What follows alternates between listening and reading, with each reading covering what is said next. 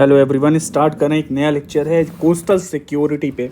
GS3 का एक important topic है कोस्टल सिक्योरिटी, इंटरनल सिक्योरिटी से रिलेटेड है and it's deal with the coastal security. देखिए ये 1 पेजर नोट्स हैं, ये जो हैं 1 पेजर नोट्स है और ये 1 पेजर नोट्स का ये लेक्चर होगा और 1 पेज में पूरा नोट्स आपका कोस्टल सिक्योरिटी से रिलेटेड कंप्लीट हो जाएगा।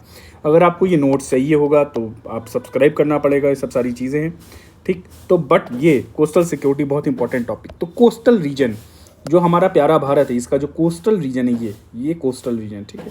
ये बांग्लादेश से ऐसे ऐसे होते हुआ ये बीच में बांग्लादेश आ जाएगा यहाँ पे, तो ये ऐसे ऐसे यहाँ पे ऐसे ले लीजिए। यहाँ त्रिपुरा है, मिजोरम है, देन दिस इज़ म्यांमार, तो कुछ लगभग ऐसे।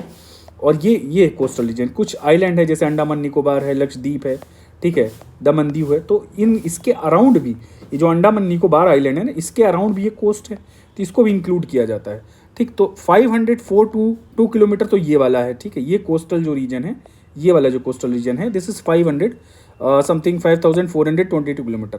पर आइलैंड्स को बॉर्डर करने वाला वो 2094 किलोमीटर है। ये जो आइलैंड्स को बॉर्डर करने वाला है 2094 किलोमीटर। आइए, what are the economic importance and significance, why coastal security is needed and why it is important. पहले तो ट्रेड बहुत ज़्यादा है इससे, ठीक है। ट्रेड क्या, कोस्टल रीजन ट्रेड। अब हमारा जो है ये हमारा जो कंट्री है वो स्ट्रैटेजिक लोकेशन पे है, और आप इधर जाओगे तो ग्वादर पोर्ट आ जाएगा, फिर ठीक है, फिर यहाँ पे ईरान आ गया, ठीक। देन इधर ये पाकिस्तान हो गया, देन यहाँ ईरान हो गया, ठीक। और यहाँ सेंट्रल एशिया के लिए रूट भी बनाता है, ठीक है। और ये गल्फ जो अभी हॉर्मुज चल रहा है, हॉर्मुज, तो जो हॉर्मुज वाला स्ट्रेट चल रहा है ना, ऐसे ऐसे ये हॉर्मुज, तो यहाँ पे ट्रेड कोई फ्लो हो रहा है तो ऐसे जाएगा। देन यहाँ पे मेडिटेरेनियन सी वाला, रेड सी। अब रेड सी से आप मेडिटेरेनियन सी जाओगे ना, तो ये रीजन जो है स्विस कनाल वाला, ये भी आप ऐसे होके जाएगा, तो यहाँ हमारे यहाँ से गुजरना पड़ेगा। देन यहाँ पे मलक्का स्ट्रेट है, स्ट्रेट ऑफ मलक्का। तो ये सब कुछ चोक पॉइंट्स हैं, ये सब एरिया को चोक पॉइंट्स हैं, ठीक है। तो यहाँ पे जाने के लिए हमारे ये जो एरिया है, Indian ocean, bay of Bengal, ये बे ऑफ बंगाल, ये अरेबियन सी, तो इससे आपको होके गुजरना पड़ेगा, इंडियन ओशन। तो इस रीजन में पूरा हमारा डोमिनेंस चाहिए, ठीक है। तो ये सब सारी चीज़ें थी। Okay, let's begin. तो यहाँ पे क्या हो गया, बॉर्डरिंग आइलैंड जो है, जो भी बॉर्डरिंग आइलैंड है उनसे 2094 किलोमीटर का है, ठीक है। ट्रेड हमारा तो 90% बाई वैल्यू इट इज़ जो इसका रुपीज़ में या डॉलर में वैल्यू आएगी, जो भी टोटल ट्रेड होता है by sea route, 70% is by value and by volume. Cargo का वॉल्यूम आप देखोगे, by volume it is 95%। Energy imports होता है, ठीक है। अभी आप देख रहे हो कि गल्फ ऑफ हॉर्मुज स्ट्रेट, ये जो हॉर्मुज स्ट्रेट है, तो हॉर्मुज स्ट्रेट को अभी क्या है, ईरान ब्लॉक कर रहा है। तो देखिए ब्लॉकेज की वजह से कितना एनर्जी इंपोर्ट हमारा जो है, सऊदी से क्या आता है, गैस आती है। 99% हमारा जो LPG आता है वो सऊदी से आता है। Then we get the crude oil from Qatar, Dubai UAE। तो क्रूड ऑयल आ रहा है, तो क्रूड ऑयल तो 2 चीज़ें हो गई, एक LPG हो गया, देन क्रूड ऑयल हो गया। अब क्रूड ऑयल को ही प्रोसेस करके फाइनल प्रोडक्ट बना के उसको फिर हम एक्सपोर्ट करते हैं, ठीक है। तो ये क्रूड ऑयल, तो ये एनर्जी इंपोर्ट के लिए ये वाला लेन जो है, दिस लेन ये जो रूट है बड़ा इंपॉर्टेंट है, ठीक है। ये वाला रूट, ठीक, ये route, this route is very important. Then protect sea lane, तो हमारा काम क्या है, सिग्निफिकेंस क्या है, कोस्टल जो भी इंफ्रास्ट्रक्चर है उसको प्रोटेक्ट करना है, सी लेन को प्रोटेक्ट करना है। Then our location provides strategic access to strait of Hormuz, Malacca. तो अभी हमने डिस्कस किया ना कि जो भी हमारा स्ट्रेटेजिक एक्सेस है, ऐसे पोजीशन पे हमारी कंट्री है कि हॉर्मुज और मलक्का को एक्सेस करना हमारे यहाँ से होके जाना पड़ेगा। Then this cross border threat कैसे हो गया, यहाँ पे देखो ये हो गया पाकिस्तान, ये यहाँ पे क्रॉस बॉर्डर थ्रेट देखो, यहाँ हो गया पाकिस्तान, ठीक है। फिर यहाँ पे आ गया ईरान, तो क्रॉस बॉर्डर क्यों, फिर यहाँ पे कुछ देखो बांग्लादेश में कुछ इन्फिल्ट्रेशन होता रहता है, यहाँ चाइना, ठीक है। तो यहाँ बांग्लादेश है, कुछ यहाँ से इलीगल माइग्रेंट आ रहे हैं, प्लस म्यांमार के पास है, म्यांमार, और यहाँ लाओस, थाईलैंड। तो MLT यहाँ से ड्रग स्मगलिंग का पार्ट है ये, तो गोल्डन ट्रायंगल, ठीक है, ये गोल्डन ट्रायंगल है, ड्रग स्मगलिंग होती है। तो ड्रग आना तो बांग्लादेश के थ्रू आ सकता है, नॉर्थ ईस्ट के थ्रू आ सकता है, ये नॉर्थ ईस्ट है हमारा, तो इसके थ्रू आ सकता है। तो ये बहुत सारी चीज़ें हैं इसमें, ठीक। तो that's why we need a guarded region. Plus जो हमारा ये रीजन है, ये वाला रीजन अगर आपको मैं दिखाऊँ, this region is overlapping region, एक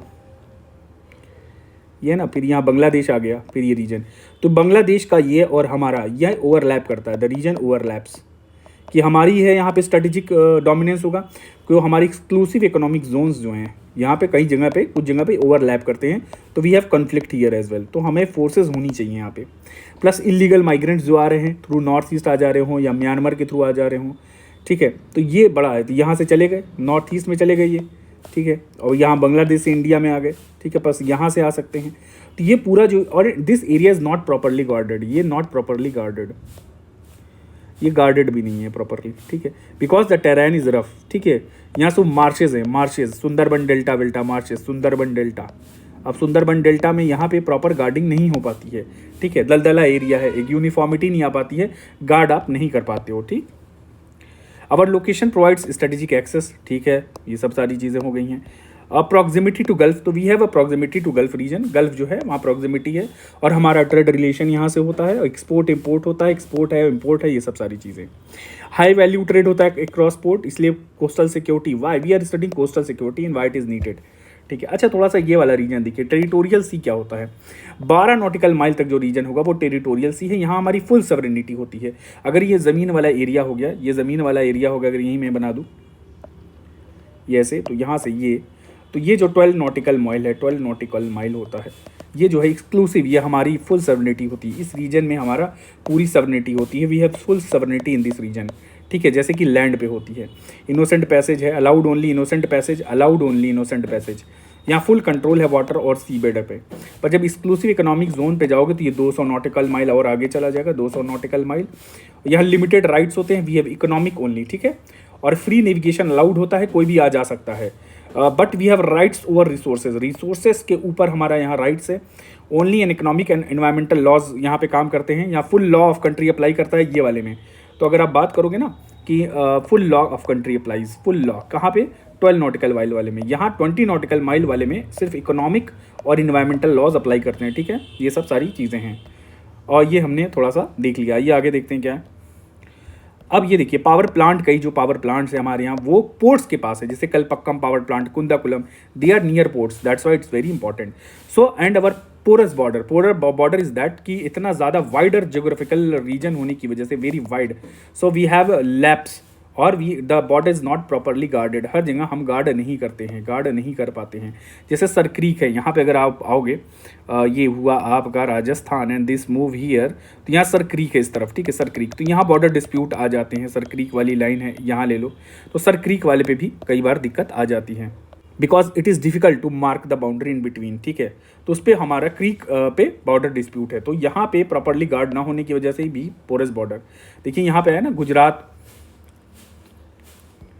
वेट अ मिनट, कहाँ चला गया, हाँ ये है, यहाँ पे ना Gujarat creek, marshes of Bengal, तो यहाँ पे it provides illegal access and it is difficult to guard, ठीक है, तो यहाँ पे गार्ड करना मुश्किल है, तो एटलीस्ट कोस्टल सिक्योरिटी होनी चाहिए यहाँ पे, ठीक है, इसमें बोट्स होने चाहिए, वेसल्स होने चाहिए जो प्रॉपरली नदी के आसपास समंदर में मॉनिटर करते रहें, ठीक है, patrol vessels should be there, ठीक है, और यहाँ पे देखिए मरीन पुलिस फोर्स भी होती है, बहुत सारी चीज़ें अभी हम आगे देखेंगे। So there are marine police force, Indian coast guards, ये सब सारी चीज़ें हैं, चलिए ठीक है। अब हमें पायरेसीज रीजन में भी होती है, तो पायरेसी को भी प्रिवेंट करना है, ट्रैफिकिंग। देखो अगर आप बात करोगे ना, ये अगर अफ्रीका आप मैप बना दो ना, ये अफ्रीका का मैप अगर आपने बना दिया ये ऐसे, ठीक है, ये फिर ऐसे जाता है, फिर ये अरेबियन वाला पेनिनसुला हो गया, फिर ये ईरान वाला, दिस इज़ हॉर्मोज वाला, ये हॉर्मोज हो गया आपका, ठीक है, यहाँ पे ये हॉर्मोज वाला हो गया, एंड दिस इज़ या स्विस कनल, यहाँ पे स्विस कनल बना हुआ है, स्विस कनल। अब ये वाला जो रीजन है ना, ये हॉर्न ऑफ अफ्रीका, इसको कहते हैं हॉर्न ऑफ अफ्रीका, और यहाँ पे क्या होता है, खूब ट्रेडिंग, क्या नाम है, ये रीजन डेवलप्ड नहीं है।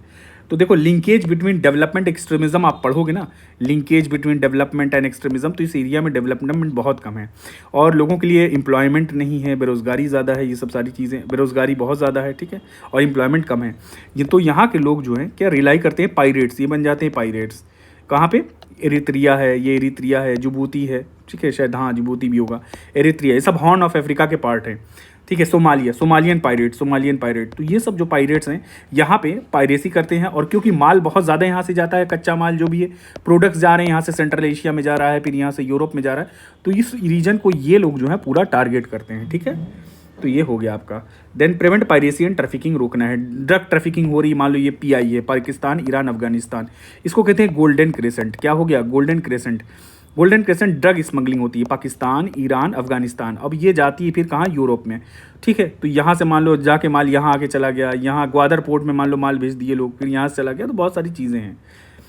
चलिए सब हो गया है, देन वी मूव ऑन। हमें इन्वायरमेंटल थ्रेट से भी बचाना है। मान लो इलीगल फिशिंग हो रही है, क्या हो रही है, इलीगल फिशिंग हो रही है, या इलीगल अनरेगुलेटेड अनरिपोर्टिंग फिशिंग, IUU कहा जाता है, इलीगल अनरेगुलेटेड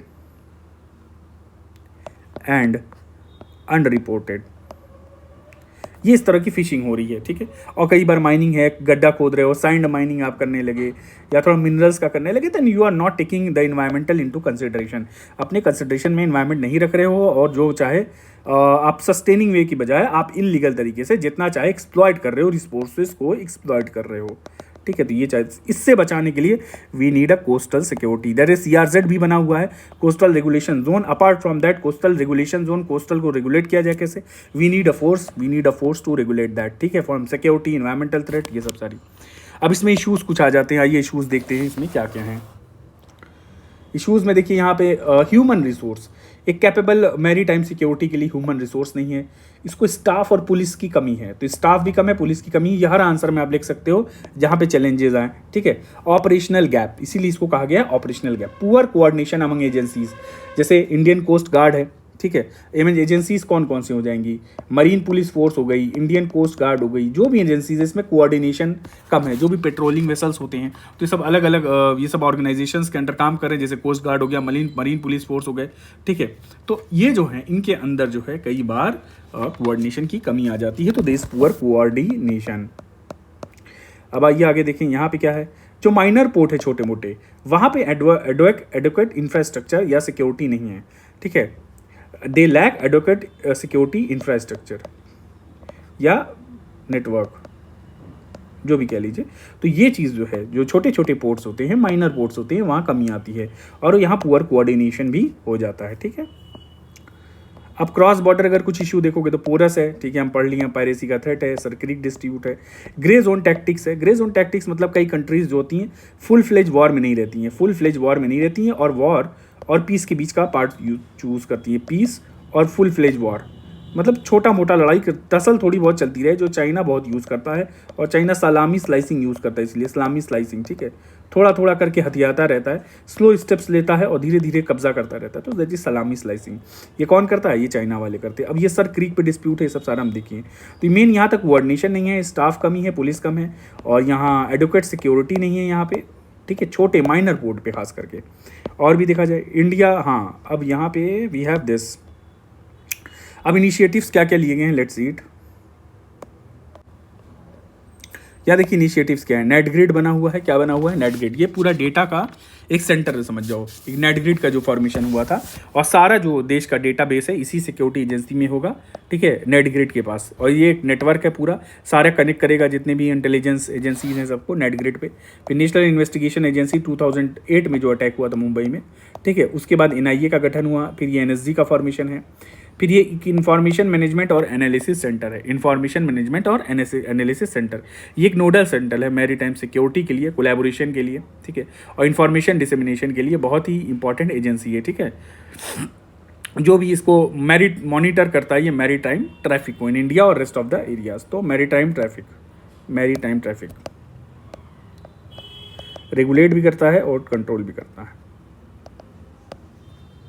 तो यहाँ हमने अभी देख लिया था, नेट ग्रिड है और NIA है, NSG है, ये सब सिस्टम हो गया, इंफॉर्मेशन मैनेजमेंट और एनालिसिस सेंटर। फिर यहाँ कोस्टल रेडार बने हुए हैं वेसल्स को डिटेक्ट करने के लिए, उनकी पोजीशन को, उनकी स्पीड को, ये VTMS है, वेसल ट्रैफिक मैनेजमेंट सिस्टम, ठीक है, और vessel air traffic management system है, ये दोनों बना हुआ है ट्रैफिक देखने के लिए कि कहाँ कौन सी वेसल है, कौन सी कोड पे, और उसकी स्पीड कितनी है, वो किस लोकेशन पे है, इंडिया की है, बाहर की, सब सारी चीज़ें।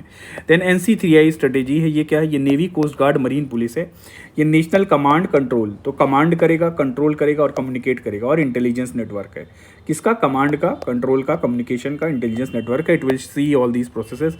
इसमें navy, coast guard, marine police ये सब आ जाते हैं, और एक तरह से कह सकते हो आपकी कोलैबोरेशन भी है इन लोगों का, ये एजेंसीज यहाँ मिलकर कोलैबोरेट भी करती हैं।